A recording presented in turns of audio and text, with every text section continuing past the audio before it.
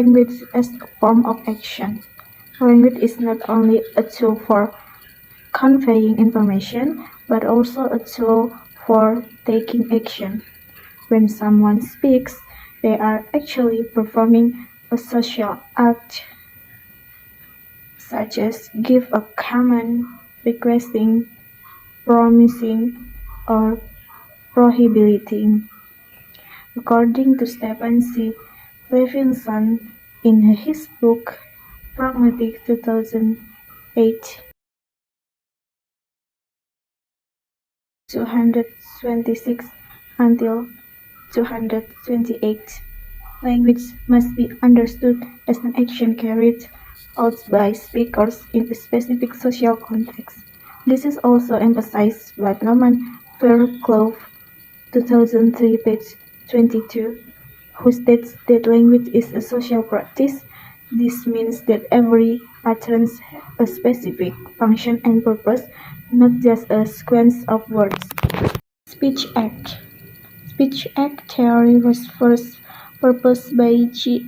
L. Austin and later developed by John Scarlett.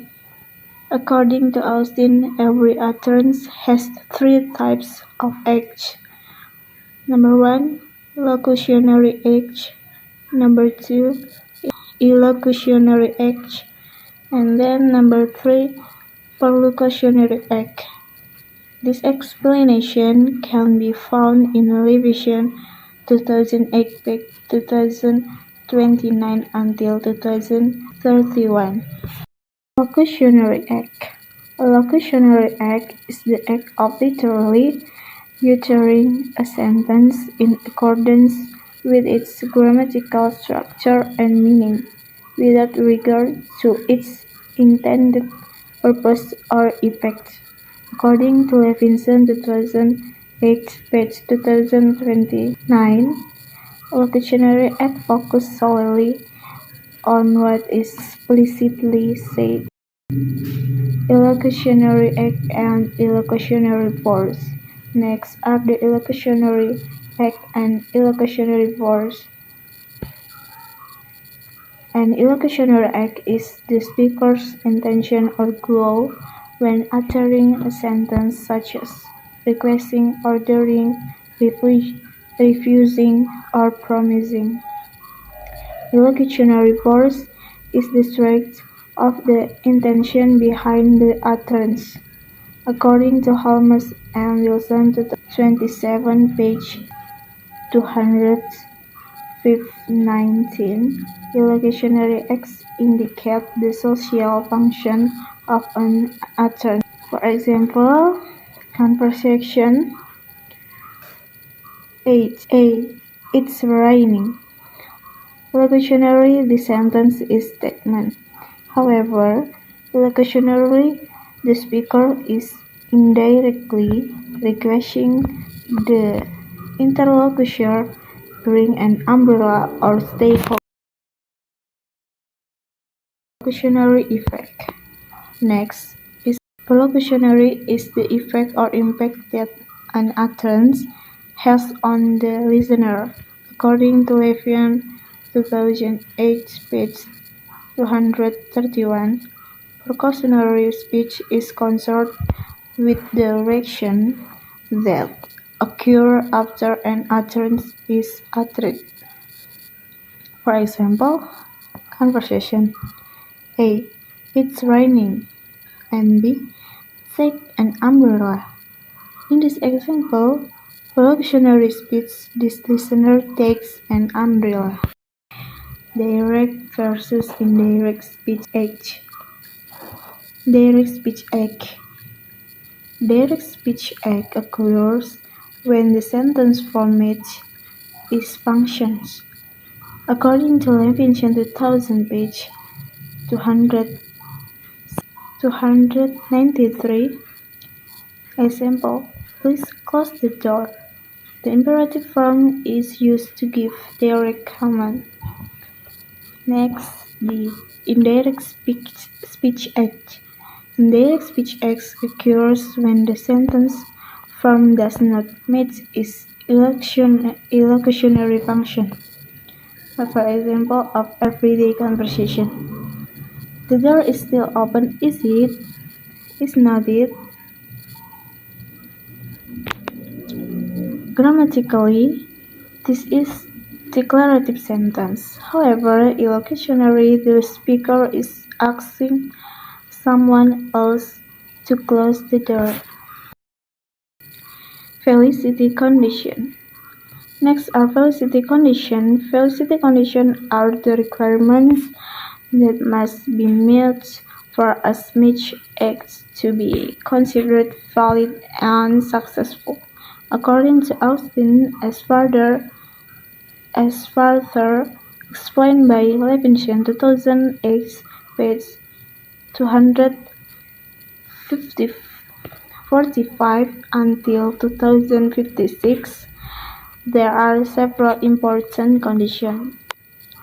The first, the speaker has authority or ability. The second, the speaker is sincere. The third, the utterance is made in an appropriate context. Turn-taking. Next is turn-taking or the mechanism for changing turns. In everyday conversation, not everyone usually speaks at the same time. Turn-taking occurs naturally and regularly. According to Signal and Stever, 2012, page 7 until 9, the turn-taking system allows for different and orderly conversation. Transcript Relevance Place or TRP. TRP are points in a conversation where turn-taking is possible. CRPLs typically occur at the end of a sentence, after a failing intonation, after a short pause. Example: Hey, have you done your homework? Failing intonation, TRP. B. Yes, last night. At the point the next speaker knows they can speak. Adjacency pairs. An adjacency pairs is two related utterance spoken by two different speakers and occurring sequentially according to Signal and Stevers, 2012, page 12 until 14. Adjacency pairs are the basic structure of conversation. Common example: greeting, greeting back, question, answer, request, acceptance or rejection. Example: A. How are you? B. Okay. If the second part is missing, the conversation feels incomplete. Repair. Repair is a mechanism for correcting errors, misunderstandings, or ambiguities in conversation. According to Signal and Stever, 2012, page 130 until 116, repair is crucial for maintaining of smooth interaction. Types of repair.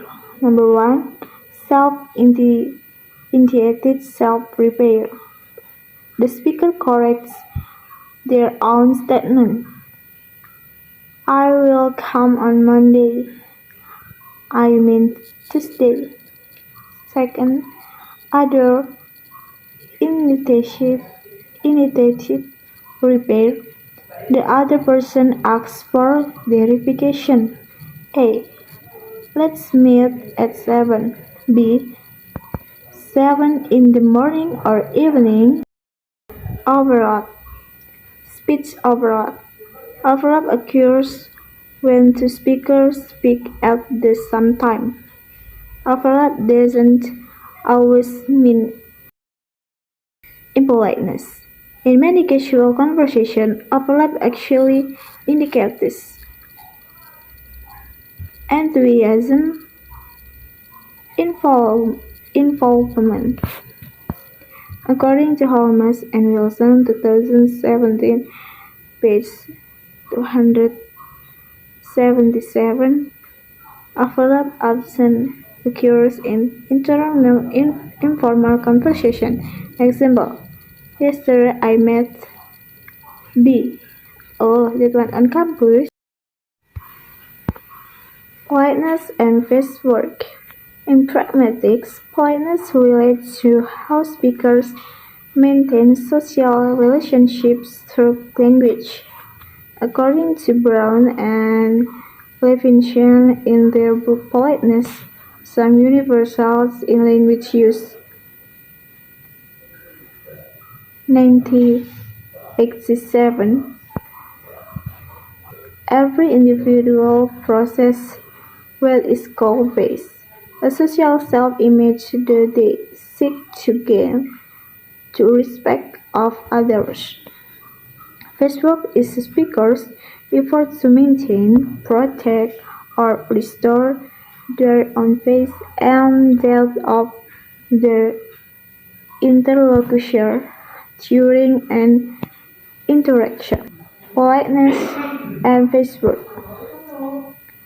Face, positive face and negative face. Brown and Levinson divide face into two types: positive face and negative face. Positive face. Positive face is a person's desire to be accepted, appreciated, and liked by others. Example: a person's desire for their opinion to be supported or praised. I hope my idea will be accepted. If negative face is a person's desire to act freely without coercion or interference. Example: the desire not to be coerced or ordered around. I want to manage my own time. Face threatening acts. Face threatening acts or VTS are speech acts that have the potential to threaten a person's positive or negative face.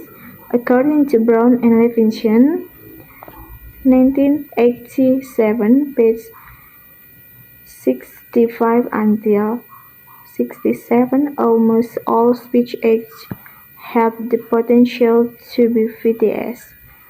Example of VTS again: positive face, criticism, rejection, and blame. Your answer is wrong. Example of VTS for negative face: commanding, requesting, prohibiting. Turn in the assignment now.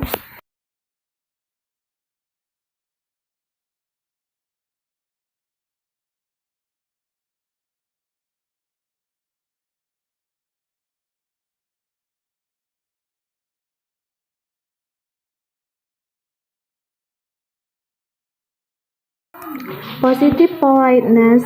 Positive politeness aims to maintain the other person's positive face by showing familiarity, praise, or solid. Example: you're always so considerate. Can you help me close the door? Analyze. Threatens negative face request. Diffuse with praise and familiarity. Negative politeness aims to respect, use freedom of the interlocutor, usually through formal language and indirect requests.